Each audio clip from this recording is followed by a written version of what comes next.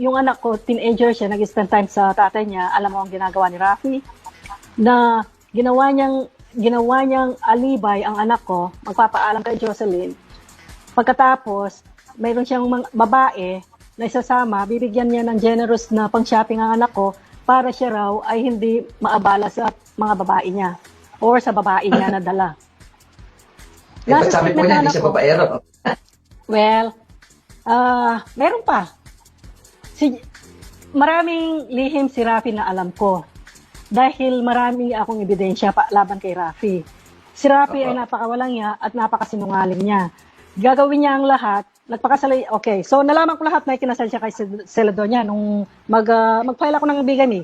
Doon ko nalaman lahat-lahat kung paano kami niwan ni Rafi. Ewan ko kung familiar ka nung nakapanya siya dahil idol mo siya, kay Jocelyn Pua sa Kawayan Isabela. Ang pamag-segment, February 24, 25, either one of those, 2018. Nakita ko yung segment na yon. Umiyak ako, kala mo.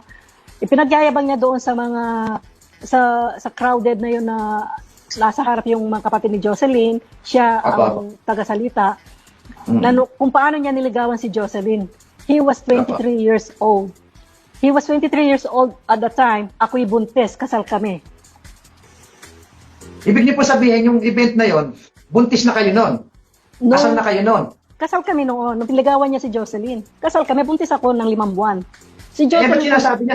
ba't sinasabi niya hindi siya babaero?